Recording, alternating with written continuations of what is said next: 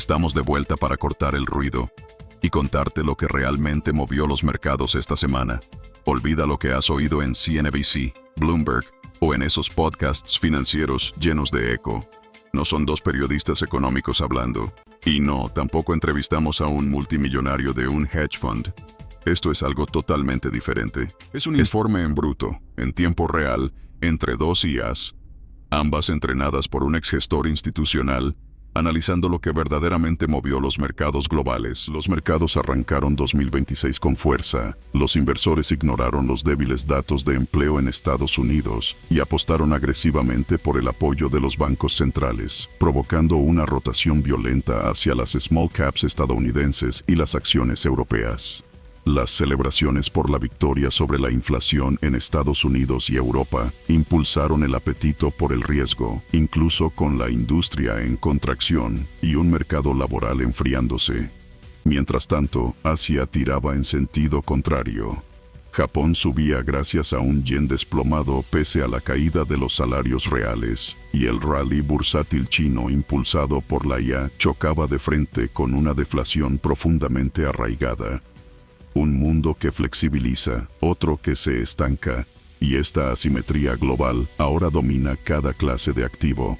Antes de perseguir el próximo breakout o trade macro, deténganse, analicemos lo que los datos realmente susurran, no solo lo que gritan los titulares. Denle like, compartan y suscríbanse si quieren análisis reales, no opiniones recicladas, y quédense hasta el final. Porque en este episodio revelamos los 5 principales riesgos globales que podrían sorprender a los mercados la próxima semana. No se lo pueden perder. Arrancamos. Primera semana completa de 2026 y, bueno, los mercados han entrado como un ciclón. Con una fuerza tremenda, ¿sí? Estamos viendo subidas por todas partes que parecen ignorar por completo que los datos de empleo en Estados Unidos han sido francamente malos. Malísimos. Y ya ni hablemos del ruido geopolítico de fondo. Pero lo que me tiene de verdad fascinada no es eso. ¿Qué es? Es que las protagonistas no son los de siempre. Olvídate de los gigantes tecnológicos por un segundo. Estamos hablando de que las pequeñas empresas en EU y las bolsas europeas han pegado un acelerón brutal. Ahí está la clave de la semana. La idea general parece ser que los inversores han decidido apostar todo a que los bancos centrales van a salir al rescate y que las empresas, pues, aguantarán lo que les echen. Claro. Hoy vamos a meternos de lleno en este puzzle, pieza por pieza, región por región, para entender qué demonios está pasando. Es que la narrativa es casi adictiva, ¿verdad? El mercado ha encontrado su historia favorita. La inflación se modera en casi todas las grandes economías. Casi todas, sí. Por supuesto. Ahí está Japón como la eterna excepción que confirma la regla. Pero en general, esa es la música que suena. Y esto crea un mapa mundial totalmente dividido. Totalmente. Por un lado, tienes a Occidente descorchando el champán, celebrando que la gran batalla contra la inflación parece, si no ganada, al menos en una tregua. ¿Y por el otro? Y al otro lado del mundo tienes a China atrapada en una espiral deflacionista que da vértigo. Nuestro trabajo hoy es precisamente levantar el capó y ver qué hay detrás de esos porcentajes verdes tan bonitos, porque el motor está haciendo ruidos muy, muy extraños. Totalmente de acuerdo. Empecemos por el epicentro de la acción. Estados Unidos. Es que la paradoja es de manual. A ver. El S&P 500 sube un 1,76%, el Nasdaq un 1,85%. Cifras sólidas. Sí, muy sólidas. Pero espera, es que miro el dato del Russell 2000, el de las pequeñas y medianas empresas, y veo una subida de casi el 6%. Es una barbaridad. Un 6% en una semana. Eso me ha dejado de piedra. Siempre pensamos en Apple y Microsoft, pero que las empresas pequeñas lideren con esta fuerza, eso sí que cambia el guión. ¿Qué está pasando ahí? Pues lo que está pasando es la máxima expresión de la lógica de mercado de los últimos años. Las malas noticias económicas son excelentes noticias para la bolsa. El clásico. Y el informe de empleo de diciembre fue, sin rodeos, una mala noticia económica. Solo se crearon 50.000 nuevos empleos, cuando se esperaba mucho más. Muchísimo más. Y para rematar, revisaron a la baja los 2 meses anteriores, borrando de un plumazo otros 76.000 puestos que pensábamos que existían. Para un trabajador, esto es preocupante. Para un inversor, ahora mismo es música para sus oídos. Entiendo la lógica, pero me cuesta creer que sea sostenible. ¿De verdad los inversores están celebrando que la gente pueda perder su trabajo? Bueno, es la clásica jugada de esperar que la Reserva Federal baje los tipos de interés. El dinero fácil vuelve a fluir. Pero en algún momento esa mala noticia tiene que empezar a ser simplemente una mala noticia para los beneficios de las empresas, ¿no? Si la gente no tiene trabajo, no compra. Planteas la pregunta del millón, la que definirá si este rally tiene futuro o es un espejismo. De momento, el mercado solo ve el primer paso. Una economía que se enfría obliga a la Fed a actuar. Y que actuarán rápido. Y la apuesta es que actuarán pronto y con decisión. Pero tienes toda la razón, hay una desconexión brutal. Y se ve perfectamente en los datos. Lo fascinante es la economía a dos velocidades que tenemos ahora mismo. Ajá. El sector industrial, el de las fábricas, lleva 10 meses seguidos contrayéndose según el índice ISME. 10. Eso es una recesión industrial en toda regla. 10 meses. Pero luego miras el sector servicios y está en su mejor momento de todo 2025. Los restaurantes, los viajes, el software, todo va como un tiro. Una divergencia tremenda. Y por si el cóctel no fuera lo bastante complejo, tenemos que añadir el ingrediente político. Uf, sí. Hemos visto a Donald Trump lanzar mensajes que han provocado bandazos serios en empresas de defensa, aeroespaciales, constructoras. Un solo tuit o una declaración pueden cambiar la valoración de un sector entero en cuestión de horas. Y ese es el gran titular para Estados Unidos. El mercado está en plena euforia, bailando al son de una futura bajada de tipos. Pero si miras debajo de la pista de baile, ves que el suelo tiene grietas. Claro. El mercado laboral se debilita, la industria sufre, y la política añade una capa de incertidumbre total. El riesgo de que la economía se caiga de verdad y nos arrastre a una recesión no ha desaparecido. No. Simplemente, ahora mismo, nadie en Wall Street quiere mirar hacia abajo. Y ese dilema de un banco central atrapado entre la inflación y el crecimiento no es exclusivo de Estados Unidos, ¿no? Si cruzamos el charco, en Europa tienen su propia versión de este rompecabezas. Aunque con piezas distintas, sí. Porque allí, al menos a primera vista, las noticias parecen mejores. Se habla de brotes verdes en Alemania, con datos de producción industrial y pedidos que han sorprendido muy al alza. Sí, por fin algo de aire fresco para la industria alemana, que lo necesitaba. Y esos datos se suman al titular que todos esperaban. La inflación general en la eurozona ha caído al 2%. Exacto. El objetivo. Exactamente, el objetivo del Banco Central Europeo. Y aquí es donde la cosa se pone interesante. A ver, si yo fuera Christine Lagarde y viera la inflación en mi objetivo del 2%, estaría descorchando el mejor champán de Francia. ¿Por qué esa cara de funeral en Frankfurt? Se ríe. ¿Por qué siguen insistiendo en que es pronto para bajar los tipos? De verdad que a veces no les entiendo. De verdad, ¿un pequeño repunto en los servicios es suficiente para aguar la fiesta? Esa es la clave. No es un pequeño repunte. La inflación general es un promedio, y como todos los promedios, esconde realidades muy distintas. Claro.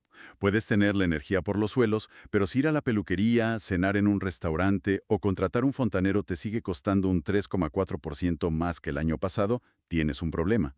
Y ese problema se llama inflación de servicios. La inflación pegajosa, que dicen. Exacto. Es una inflación muy ligada a los salarios, y es la que quita el sueño al BCE. Temen que si bajan los tipos demasiado pronto, esa inflación se enquiste y sea imposible de erradicar después. Entiendo.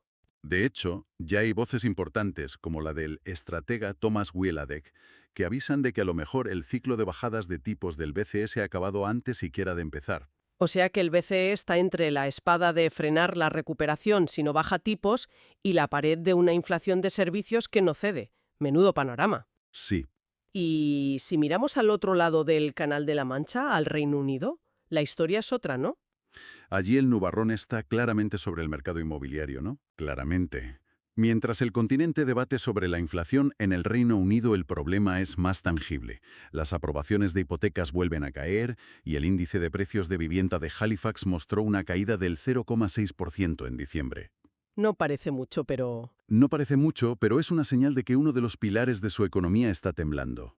Así que tienes una Europa continental con signos de vida, pero con un BCE paralizado por el miedo a la inflación de servicios, y un Reino Unido con sus propios fantasmas inmobiliarios. Un puzzle complejo, como decías. Y si hablamos de puzzles, vámonos a Japón. Esto sí que es un enigma. El índice Nikkei disparado, subiendo más de un 3% en la semana, alcanzando máximos de hace décadas. Una locura. Y al mismo tiempo te llega el dato de que los salarios reales de los japoneses han caído un 2,8% en el último año. Llevan casi 2 años perdiendo poder adquisitivo. ¿Cómo se come que la bolsa esté en plena fiesta mientras el bolsillo del ciudadano de a pie está cada vez más vacío? Es la gran pregunta sobre Japón. Y la respuesta tiene dos partes. La primera, y la más potente, es el yen. Ajá. La divisa japonesa está extraordinariamente débil, a 157,6 por dólar. Para un turista, es fantástico. Para las grandes multinacionales japonesas como Toyota o Sony, que venden por todo el mundo en dólares y euros, es una máquina de generar beneficios. Claro, al repatriar el dinero. Exacto. Al repatriar ese dinero y convertirlo a yenes, sus cuentas de resultados se disparan. Y el Nikkei está lleno de estas empresas. Es, en gran medida, una apuesta contra su propia moneda. Vale, eso explica el impulso exportador. Pero, ¿y la demanda interna? Con salarios cayendo, uno esperaría un consumo por los suelos. Y ahí viene la segunda parte del enigma, la gran sorpresa de la semana. Todo el mundo esperaba que el gasto de los hogares se desplomara. Pues no. Subió un 2,9% en noviembre. ¿En serio? Un dato que nadie vio venir. Parece que, a pesar de tener menos dinero real, los japoneses han tirado de ahorros y se han lanzado a comprar, sobre todo coches, y a salir a comer fuera. Esto desafía la lógica económica y le complica la vida enormemente al Banco de Japón. Claro, porque su gobernador, Ueda, lleva tiempo diciendo que quiere empezar a subir los tipos, a normalizar la política después de décadas de tipos cero o negativos. Sí. Pero, ¿cómo subes los tipos si la gente ya está perdiendo poder adquisitivo? Estás describiendo el dilema perfecto. Ueda está en una situación imposible. Por un lado, la inflación existe en Japón y necesita subir tipos para controlarla y para dar algo de soporte a un yen, que se hunde. Sí.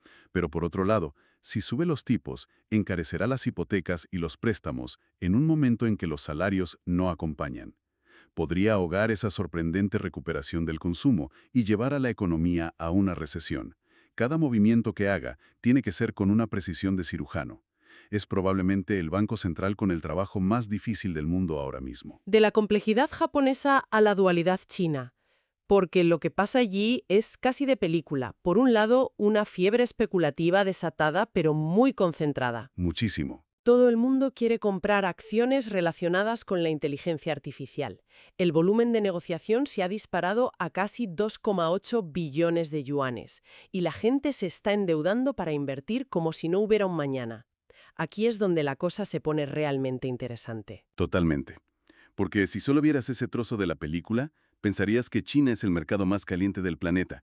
Pero luego cambias de plano y ves la realidad macroeconómica, y la palabra que la define es la más temida por cualquier economista: deflación.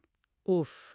Los precios de producción industrial, lo que cobran las fábricas por sus productos, llevan 39 meses seguidos cayendo, más de 3 años. Y el dato de inflación para todo 2025 fue de un 0,0%. Cero. Es la cifra más baja desde la crisis financiera de 2009. Es una esquizofrenia económica, una burbuja de IA en medio de un desierto deflacionista. Tal cual. Esto me recuerda un poco a la locura de las .com a finales de los 90, pero con características chinas. Hay empresas que apenas tienen ingresos, añaden un .ai a su nombre y su valoración se multiplica por 10. Sí, es así. El problema es que esto no construye carreteras ni vende apartamentos, que es lo que la economía real china necesita desesperadamente. Has dado en el clavo con la analogía. Y eso nos lleva a la pregunta política. ¿Qué puede hacer Pekín? Con esta presión deflacionista, no tienen más remedio que seguir metiendo dinero en la economía en 2026. Necesitan que la gente y las empresas gasten. Pero es un riesgo. Pero están caminando sobre una cuerda floja muy fina. Si inyectan demasiado dinero, corren el riesgo de alimentar todavía más esa burbuja especulativa en el sector tecnológico, creando un problema financiero aún mayor para el futuro. Tienen que intentar reanimar al paciente sin provocarle una sobredosis. Un equilibrio casi imposible. Bien, hemos pintado el cuadro de un mundo complejo y lleno de contradicciones. Miremos ahora hacia adelante. Un avance rápido de lo que nos espera la semana que viene, del 12 al 16 de enero, porque la agenda viene cargadísima. Desde luego, va a ser una semana de alto voltaje. En Estados Unidos, el martes 13 es el día de... Se publica el dato de inflación, el IPC. El dato clave. Es la cifra que puede cambiarlo todo. El miércoles 14, para completar, tendremos las ventas minoristas y la inflación de producción. En China, también el miércoles, su balanza comercial, que nos dirá cómo está su motor exportador. Y en Europa. Y luego, el jueves 15, día clave en Europa. El Reino Unido publica su PIB mensual y, atención, Alemania nos dará el dato de su PIB para todo el año 2025. Ahí veremos la foto completa de la locomotora europea. Perfecto. Y con esa agenda en mente, vamos a la última parte. Los 5 grandes riesgos a vigilar. Los puntos calientes que podrían hacer saltar todo por los aires esta semana. Empecemos por el primero, que ya has mencionado. Una sorpresa en la inflación de Estados Unidos. Este es el riesgo número 1 sin ninguna duda. El mercado ha construido un castillo precioso basado en la idea de que la inflación está controlada y que la Fed bajará los tipos. Claro. Si el dato del IPC del martes sale más alto de lo esperado, es como quitar una carta de la base de ese castillo. Toda la narrativa se viene abajo. Las expectativas de bajadas de tipos se evaporarían al instante y el humor del mercado podría pasar de la euforia al pánico en minutos. Que las ventas minoritadas en Estados Unidos el miércoles muestren una debilidad inesperada. ¿Por qué es tan importante? Porque el consumidor estadounidense ha sido el superhéroe que ha sostenido la economía mundial. Mientras él siguiera gastando, todo iba bien. El pilar. Si las ventas minoritas flaquean de verdad, sería la confirmación de que a nuestro superhéroe se le está acabando la fuerza. Sería la señal más clara de que la desaceleración es real y profunda, y que las malas noticias ya no son buenas para nadie. Ya. Es como si el motor del coche, que ha ido a toda máquina, empezara a toser. Da igual lo bonito que sea el coche, si el motor falla, se para. Entendido. Tercer punto de atención. La balanza comercial de China, también el miércoles. Este dato es nuestro mejor termómetro para medir la temperatura de la economía global. Nos dirá si el resto del mundo está comprando más o menos productos chinos. Si la demanda se mantiene. Exacto. Si las exportaciones chinas se recuperan, es una señal de que la demanda global se estabilizando, lo cual sería una gran noticia para todos. Si siguen cayendo, es que el enfriamiento económico mundial es una realidad. Nos vamos al Reino Unido para el cuarto riesgo, un estancamiento del crecimiento que podría confirmar el dato de PIB del jueves. Exacto. El Reino Unido está en una situación muy particular, lidiando con las secuelas del Brexit y una situación fiscal complicada. Ver si su economía es capaz de generar algo de crecimiento o si se ha estancado por completo es vital. Y podría tener consecuencias políticas. Sin duda, un dato malo podría reabrir todos los debates sobre la viabilidad de su modelo económico y presionar mucho a su gobierno y a su Banco Central. Y cerramos con el quinto riesgo, que nos devuelve al corazón de Europa, la economía alemana a examen. El dato del PIB de 2025 que conoceremos el jueves es más que un número. Va a fijar la narrativa sobre Europa para los próximos meses. Claro. ¿Están funcionando los brotes verdes que vimos en los últimos datos de producción? ¿O fue solo un espejismo y la economía alemana sigue atascada en el barro? La respuesta a esa pregunta no solo afecta a Alemania, sino que arrastra la percepción sobre toda la eurozona. Un arranque de año espectacular en las bolsas, pero con una trama mucho más enrevesada y llena de trampas bajo la superficie. Mucho más. La semana que viene es, por tanto, un verdadero campo de minas.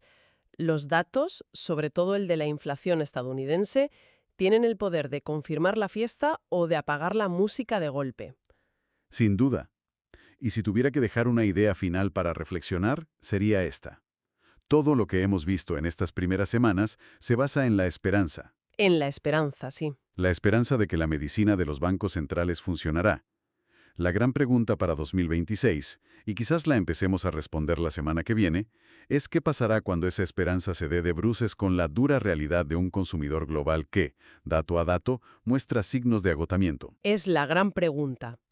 La verdadera cuestión es, ¿qué se romperá primero? ¿La esperanza del mercado o la realidad de la economía? ¿Sigues aquí? Entonces eres de los que realmente quieren entender los mercados. Si esto te hizo pensar diferente, dale like, comparte y suscríbete. Los mercados más inteligentes necesitan mentes más despiertas. Crezcamos juntos. Nuevos episodios con IA cada semana.